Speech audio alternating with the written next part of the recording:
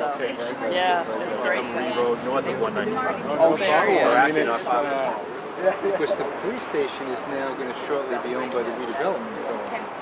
They're gonna have control over it. Yes. Right. That and Abbey Grove.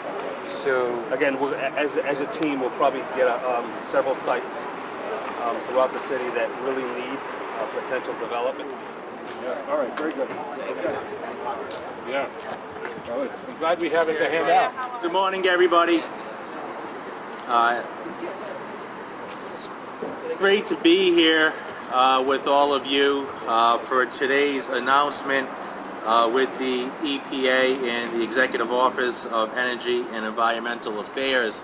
And before we get into our remarks, there's a few individuals who I want to recognize for being here. John Kerry's office, Department of Environmental and Protection, City Councilor David Dennis. I saw Representative Paul Schmidt.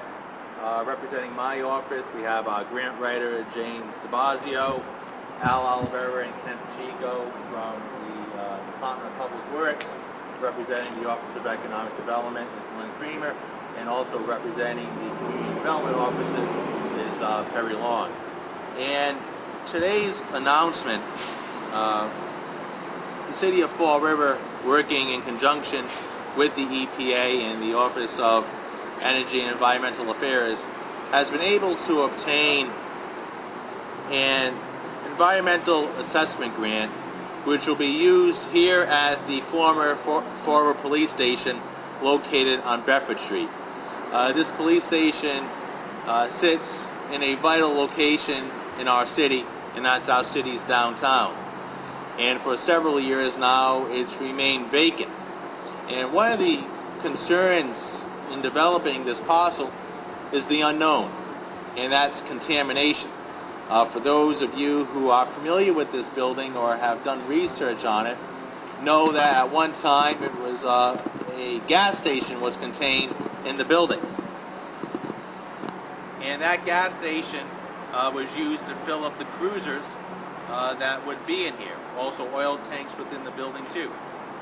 So this environmental assessment grant will allow the city, working in conjunction with other agencies, to do environmental testing on this property. And it's our hope that there's no contamination here on Bedford Street, but if there is contamination, we have to come up with a strategic plan to have this contamination clean. And once we have a clean environmental bill of health, it will allow us to better attract a developer to this project, to have it developed in such a way that is beneficial to our city's downtown.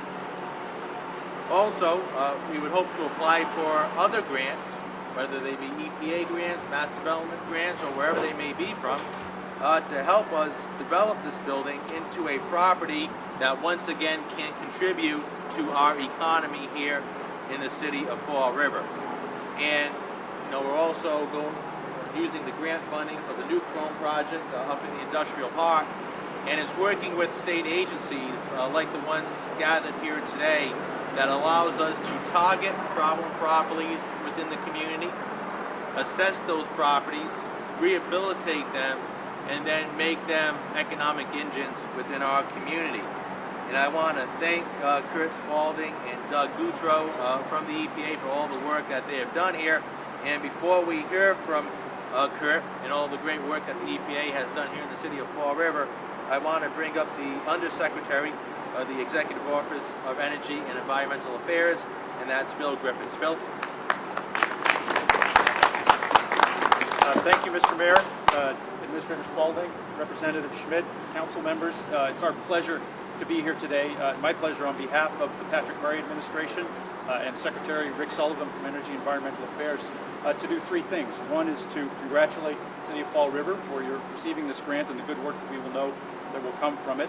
To thank the EPA for their ongoing partnership with us and all of the other state agencies that are involved in this effort when we do look at renovating brownfields. It takes lots of people to get this done, and it's a partnership of all of us.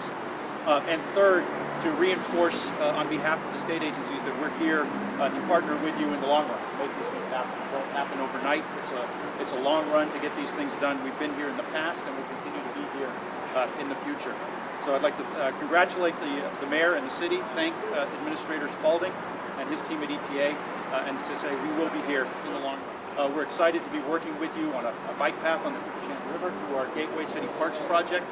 And we hope that through this award, this $400,000 assessment award, we'll be able to help you identify the next round of projects to be done here in the city, understand the depth of what's involved in cleaning up those sites and then bringing them back into productive use. And we're here to partner with you all along. I'd like to acknowledge on behalf of the state, all of those folks within our agencies that work so closely together to make this happen. Our partners at Mass Development, the Executive Office of Housing and Economic Development, the Executive Office of Transportation, we're all involved in this. Directly in our shop, the heavy lifting for this kind of work is done through the Department of Environmental Protection. Commissioner Kimmel and his team down here in the Southeast region with Billy Garcia and Gerard Martin, Sherry Bowie, who is our coordinator of Brownfields in the Commissioner's Office. They're throughout the southeast part of the state and statewide doing things like this in cities and towns across the Commonwealth. We're very fortunate in this round of EPA Brownfields grants. The Commonwealth of Massachusetts was lucky enough to win just about 10% of all the money that was given out across the state, across the country. That's a remarkable record, and that reflects both the hard work that's done by all of our state agencies in partnership with all of the municipalities, working with EPA and all of those folks. It's quite a remarkable record, and we want to thank EPA Administrator Spalding for his work to help us make that possible. Administration and Secretary Sullivan to congratulate you. Thank you, and we're here to continue to work with this, and we look forward to continuing our efforts in the city of Fall River to bring buildings like this and other sites across the community back into productive use and really help rebuild some parts of the community. We look forward to doing that in the long run. It's going to take a while, but we'll be here.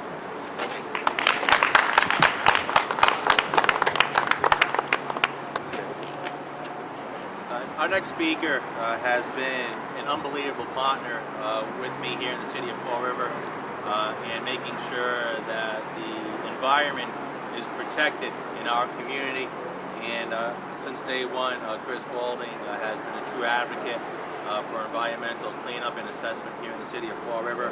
And having the EPA as a partner allows us to accomplish the projects like the one we're accomplishing here today. And it's an honor to introduce Curt Spalding. Thank you, Mayor. Well, it's great to be here in Fall River. It's a place I know pretty well because my past service at Save the Bay brought me over to Fall River years ago, so it's really great to be over here and be able to work with the mayor on essentially revitalizing this city around cleaning up brownfields. So it's great to be here. I want to again acknowledge the mayor's leadership. These things don't happen without vision and without energy. Of course, Under Secretary Griffiths, we've done many things together. It's great to be here. Of course, I want to acknowledge the leader of our team, Jim Byrne, on doing this kind of brownfield work in this region. Without these efforts, these projects don't happen. As we know, brownfields restoration or restoration of contaminated sites is one of the most important things we have to do in New England. We have a legacy here, we all know it. And to reintroduce and regain the vitality we've had in the past, we have to clean up these sites. Communities like Fall River are working very hard on doing this. It's not just Fall River. Communities all over Massachusetts are doing it and producing new cities that are sustainable and livable and great places to be and grow. I think Phil alluded to this, but New England is doing very well in this competition. Nationally, there were 76 cleanup grants given. New England will receive 39 of those 76. That's a tremendous accomplishment. Why is that? Again, I come back to the leadership of mayors and the leadership of the state, leadership of planning agencies all over Massachusetts and New England. We're giving $17.2 million in brownfields in New England. It's a tremendous accomplishment. So today I'm happy to announce 2 brownfields assessment grants totaling $400,000 to be used to assess brownfields in Fall River. The mayor did a much better job than I could describing what this money's for. But let me say that you don't go anywhere without an assessment. Nobody, not any bank, not any development agency, no one is going to touch a property until they know the risk. And that's what this money is all about. With this assessment, we're looking forward to the fact that Fall River and this site and other sites will become vital again, become part of the economic base that will sustain the city.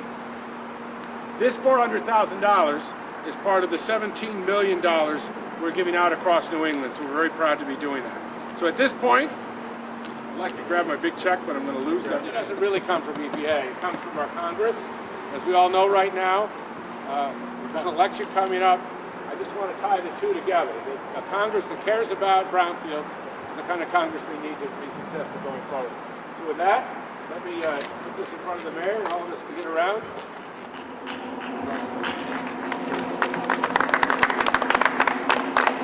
Thank you all.